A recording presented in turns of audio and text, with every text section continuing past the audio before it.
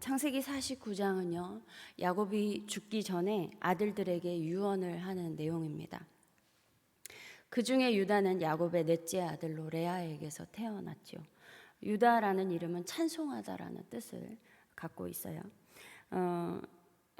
그런데 예전에 이제 다른 형제들이 요셉을 죽이려고 할 때 요셉을 죽이려다가 르우벤으로 인해 요셉을 구덩이에 던져 놓았었던 적이 있었잖아요. 그때 이스마엘 상인들이 오는 것을 보고 유다가 자기 형제들에게 이렇게 얘기해요. 우리가 동생을 죽이고 이 아이의 피를 덮는다고 해서 우리가 얻을 것이 뭐가 있겠냐. 우리가 그 아이에게 손 대지 말고 차라리 그 아이를 저 이스마엘 사람들에게 팔아 넘기자라고 이야기를 합니다. 이에 형제들이 이 유다의 말을 따르기로 해요. 그렇게 해서 요셉은 애굽에 팔려갔습니다. 창세기 37장에서 이 내용들이 있어요. 그래서 요셉이 형제들에 의해 애굽에 팔리는 사건이 37장에 기록되어 있고, 그 다음에 애굽으로 간 요셉에 대한 이야기가 39장에서 다시 이어지고 있어요. 그리고 그 사이에 38장에는 요셉의 이야기의 흐름을 깨뜨리는 유다의 행적에 대해서 기록하고 있습니다. 유다는 자기 형제들로부터 떠나요. 그 사건 이후로요. 그리고 가나안 사람, 그러니까 이방인 사람의 딸, 가나안 사람 수아라는 자의 딸을 아내로 삼습니다. 그리고 임신해서 아들을 낳아요. 엘과 오난, 셀라를 낳습니다. 이 유다의 첫째 아들 엘의 아내가 다말이죠. 그런데 이 첫째 아들은 여호와가 보시기에 악해서 이제 죽게 돼요. 그리고 오나는, 둘째 오나는요, 형수 다말을 취해야 되는 상황인 거예요, 율법상. 그런데 그걸 거부해요. 그래서 죽습니다. 그 다음 막내 아들인 셀라가 다말을 취해야 되는데 유다가요, 셀라도 죽게 될 것 같은 거예요. 그래서 셀라 아직 어리니까 크면 다시 그때 부르겠다라고 하면서 아버지 집에 가 있으라고 해요. 그래서 다말을 친정 아버지 집으로 보냅니다. 그런데 어느 날 이제 여러 가지 사건이 일어나죠. 그리고 이제 다말이 임신을 했다는 소식을 듣게 돼요. 처음에 막 유다가 분노를 하면서 이제 다말을 죽이려고 하다가 이내 나중에 자초지종을 들으니까 다말의 아이가 자신의 아이라는 걸 알게 돼요. 그래서 그러면서 이제 유다가 말하기를 다말이 그렇게 된 것이 내가 그 셀라를 주지 않았기 때문에, 셋째 아들을 주지 않았기 때문이구나 라는 것을 깨닫고요. 그 이후로 다시는 다말을 가까이 하지 않습니다. 그렇게 해서요, 다말은 시아버지에게서 쌍둥이 베레스와 세라를 낳죠. 그런데 요셉의 이야기 중간에 유다는 왜 이러한 행동을 했으며 다말은 왜 이렇게까지 해서 아이를 낳으려고 한 것인가 라는 것이죠. 유다는요, 동생 요셉을 죽이지는 않았어요. 그렇진 않았지만 요셉을 애굽에 팔아 넘기는데 주동했던 것이 마음에 걸렸던 모양입니다. 그래서 형제들을 떠나 그렇게 방황했을 거다라고 보고 있어요. 요셉을 팔아 넘기는 이후에요, 형 르우벤이 돌아오죠. 이렇게 그냥 죽이지 말자 하고서 했다가 잠시 어디 갔다 온 모양이에요. 그래서 돌아왔는데 요셉이 없어진 것 때문에 굉장히 괴로워해요. 그리고 형제들이요, 요셉의 채색 옷을 그렇게 한 다음에 채색 옷을 순념소 피를 붙여 아버지 야곱에게 갖다 주었더니 아버지는 너무 괴로워하고요, 자신도 막 나도 죽는 게 낫겠다 막 이러면서 괴로워하니까 그것을 보면서 이제 차차 정신을 차렸겠죠, 유다도. 그러니까 누구보다 이 이스마엘 상인들에게 팔아 넘기자고 먼저 제안한 자신에 대한 그 자책이 시작됐을 거예요. 그 죄책감에 더 이상 가족들과 함께 있는 것이 힘들었을 것입니다. 그래서 가족에게서 벗어났어요. 그리고 방황하는 시간을 보냈습니다. 그 이후 유다의 삶은 망가졌습니다. 이방 여인과 결혼을 해서 아들을 낳긴 낳았는데 아들 둘이 죽고 또 그 이후에 아내도 죽어요. 아내도 죽고 며느리는 자신의 아이를 또 임신한 상황이 이렇게 발생한 거예요. 일어나지 않았으면 하는 일들과 일어나서는 안 되는 일들이 일어났습니다. 유다는 이러한 처참한 상황에서 많은 생각을 했을 거예요. 또한 며느리 다말은요, 어떻게 이렇게 발칙하면서도 위험한 생각을 할 수 있었던 것일까요? 그런데 이때 다말이 살았던 당시 문화에서는 이게 가능했습니다. 남편이 죽으면 그 남편의 가장 가까운 친족에 의해 아이를 가질 수 있는 권리가 있었습니다. 다만 좀 시아버지는 안 됐어요. 시아버지는 안 되지만, 그렇지만 이 다말이 꾸민 일이었지만, 이렇게 해서 시아버지의 아이를 임신하긴 했지만 성경은 다말의 행동에 대하여 도덕적 판단을 내리지 않습니다. 그리고 이러한 일에 대해서 유다는 다말에 대하여 그는 나보다 옳다라고 이야기를 해요.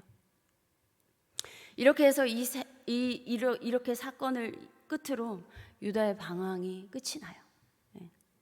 그리고 다시는 그를 가까이 하지 아니하였더라라는 말씀에서 유다의 결연한 의지가 느껴집니다. 또한 이후에 보면 다시 아버지 야곱과 형제들과 함께 살아가요. 그리고 시간이 흘러 가나안 땅에 기근이 들었어요. 그래서 야곱의 아들들이 애굽의 양식을 구하러 가야 하는 상황이 되었습니다. 요셉의 일 이후에 아버지는 베냐민을 더욱 보호했던 터라 베냐민만 집에 남고요. 나머지 형제들은 모두 애굽으로 향했어요. 그런데 이 애굽 총리가 형제들에게 집안 사정을 자세하게 캐어 묻고는 동생 베냐민을 데려오라는 거예요. 그러니까 이 애굽 총리인 요셉의 입장에서는 형들이 예전과 달라졌는지 확인하고 싶었고, 또한 동생은 잘 지내고 있는지 확인하고 싶었을 것입니다. 그런데 형들의 입장에서는 의아한 거죠. 이 애굽 총리가 도대체 뭐길래 이렇게 꼬치꼬치 캐먹고, 그래서 난감한 거예요. 베냐민을 데려오라고 하니까. 근데 베냐민을 데려오기까지 시므온을 인질로 잡고 있는 상황이 된 거예요. 또 그래서 어쩔 수 없이 나머지 형제들은 아버지 야곱에 있는 집으로 돌아가서 애굽 총리가 베냐민 데려오라고 했다라고 했어요. 그러니까 아버지 입장에서는 내가 오래전에 요셉도 잃었지, 지금 시므온은 인질로 잡혀있지, 또 보내고 싶지 않은 베냐민까지 보내야 되는 상황이니까 이게 너무 힘든 거예요. 이때 르우벤은요, 아버지에게 내가 책임질게요, 꼭 베냐민 데려오겠습니다 했지만 그것 갖고 안 됐어요. 그래서 결정을 못 내렸습니다. 그래서 시간이 흐르고 애굽에서 가져왔던 양식은 다 먹게 되었어요. 또 이제 양식을 구해야 되는 상황이 된 거죠. 애굽 다시 가야 되는데 베냐민을 데려가지 않으면 소용이 없었습니다. 그래서 그 얘기가 다시 화두에 올라요. 그런데 이때 유다가 결연하게 아버지 야곱에게 말합니다. 내가 베냐민을 위해서 담보가 되겠습니다. 아버지께서 내 손에서 그를 찾으십시오. 내가 만일 그를 아버지께 데려다가 아버지 앞에 두지 아니하면 내가 영원히 죄를 지게 될 것입니다. 이것은요, 자신의 죄에 대하여 평생 달게 받겠다는 것이었어요. 예전에 동생 요셉을 팔자고 제안했던 유다가요, 이렇게 오랜 방황 끝에 돌아와서 이제는 동생 베냐민을 지키기로 결심을 합니다.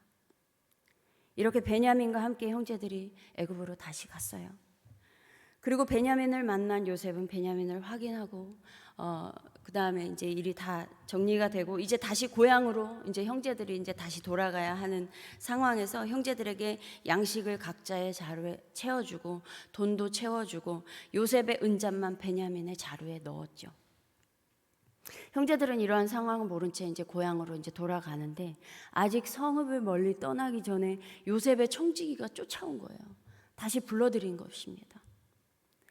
그리고 창세기 44장 14절에 이렇게 얘기해요. 유다와 그의 형제들이 요셉의 집에 이르니 라고 되어 있습니다. 그러니까 유다의 이름이 대표로 내세워지고 있어요. 그러는 중에 요셉이 누구의 자루에서든지 내 은잔이 발견되면 그 자를 나의 종으로 삼을 거다라고 이야기를 하면서 자루를 확인하는데 베냐민 자루에서 나온 거예요. 이때 유다가 또 나섭니다. 그리고 그동안에 어떤 일이 있었는지 자초지종을 다 얘기해요. 요점은요, 베냐민의 생명과 아버지의 생명이 서로 하나로 묶여있기 때문에 베냐민을 데리고 가지 않으면 우리 아버지 죽게 될 겁니다 라고 이야기를 해요. 그러면서 내가 여기 오기 전에 아버지에게 약속한 것이 있습니다. 내가 베냐민을 아버지께로 데리고 돌아가지 않으면 영영이 아버지께 죄짐을 질 것입니다. 이렇게 말씀드렸어요. 이제 주의 종으로 이 아이를 대신하여 머물러 있어 내 주의 종이 되게 하시고 그 아이는 그의 형제들과 함께 올려보내 주십시오. 그 아이가 나와 함께 가지 아니하면 내가 어찌 내 아버지께로 올라갈 수 있겠습니까? 두렵건대 재해가 내 아버지에게 미침을 볼 것입니다 라고 이야기를 해요. 예전에 동생 요셉을 애굽의 노예로 팔았던 유다는요, 이제 동생 베냐민 대신 애굽의 노예가 될 각오가 되어 있었습니다. 이렇게 유다는요, 이제 누군가를 대신해 자신이 책임지는 사람으로 완전히 변화되어 있었어요. 그래서 오늘 읽은 본문을 보면요, 이러한 유다에게 아버지 야곱은 축복하기를, 유다야, 너는 내 형제의 찬송이 될지라. 이름처럼 내 아버지의 아들들이 너의 앞에 절할 거다라는 거예요. 그동안 야곱의 아들들 중에서 이 통치권은요, 요셉과 관련되어 있었어요. 그래서 요셉의 꿈을 통해서도 요셉에게 모두가 형제들이 절했습니다. 그리고 이 일이 실제로 일어났어요. 그런데 앞으로는요, 유다를 통해 그 영향력이 미치게 될 것을 말씀하고 있습니다. 그래서 유다의 그 이름과 같이 내 형제들에게 찬송이 될 거다라는 거예요. 유다가요, 그동안 죄도 짓고 방황하는 시기도 보냈지만요, 그 방황에서 돌이키는 결단력이 있었고요, 또한 자신의 잘못을 인정하면서 동생 대신 노예가 되기로 결단하는 모습도 있었습니다. 이러한 유다를 9절에서 사자 새끼라고 하고 있어요. 우리가 동물의 왕을 사자라고 하잖아요. 그와 같이 비유하기를 사자처럼 왕의 자질을 이미 갖추고 있는 사람이 유다인 것입니다. 이러한 유다의 개인적인 성향과 특성이 후손에게까지 이어진다는 거예요. 그 규가 유다를 떠나지 아니하며 통치자의 지팡이가 그 발 사이에서 떠나지 않을 것인데 실로가 오시기까지 그렇게 된다는 것입니다. 이렇게 야곱의 예언처럼 유다의 자손을 통해 이스라엘의 왕위가 이어집니다. 유다의 계보에 다윗이 있고요, 마지막에는 예수 그리스도가 계세요. 그리고 여러분, 유대인이라는 것이 유다인에서 왔어요. 남유다가 바벨론 포로로 잡혀갔을 때요, 그곳에 바벨론 사람들이 유다인 하다가 유대인이 된 거예요. 유대교가 거기에서 온 것입니다. 여러분, 우리도 마찬가지입니다. 우리도 세상에서 방황하다가 하나님께로 돌이킨 자들이에요. 또한 예수 그리스도의 은혜로 그 죄가 끊어진 사람들입니다. 하나님은요, 이러한 우리에게요, 왕같은 제사장이라고 부르고 계세요. 너희는 택하신 족속이요, 왕같은 제사장들이요, 거룩한 나라요, 그의 소유가 된 백성이니 이는 너희를 어두운 데서 불러내어 그의 기이한 빛에 들어가게 하시니 아름다운 덕을 선포하게 하려 하심이라. 우리를 그 어둠에서 불러내서요, 하나님의 그 놀라운 빛 가운데로 인도하셨죠. 그래서 그분의 아름다운 덕을, 그 빛을 소유한 우리가, 이 왕같은 제사장들인 우리가 선포해야 하는 것입니다. 그러므로 하나님의 아름다운 덕을 가정에 선포하시며 또한 이웃에 이렇게 선포할 때에 우리 가정에요, 우리 성도님들의 가정에 왕같은 제사장인 이 믿음의 계보가 영원히 이어지기를 소망합니다. 또한 이웃들이요, 그 빛을 보고요, 하나님께로 돌이켜서 구원을 얻는 역사가 우리 한성교회 성도님들을 통하여서 이루어지기를 간절히 소망합니다. 기도하겠습니다. 하나님, 정말 감사합니다. 하나님, 우리를 어둠 가운데서 불러내 주시고 우리를 왕같은 제사장으로 삼아 주신 하나님, 정말 감사합니다. 하나님, 우리가 주님을 섬기며 아버지, 우리가 때로는 결단하며 돌이키고 또한 우리 주 예수 그리스도의 은혜로 그 수많은 죄악이 완전히 끊어졌음을 믿습니다. 하나님, 그 믿음으로 살아갈 때에 하나님, 우리 주님의 아름다운 덕이 선포되게 하시고 우리 예수 그리스도의 증인으로서 이 세상 가운데서 우리가 주님을 증거하는 삶이 되게 하여 주시옵소서.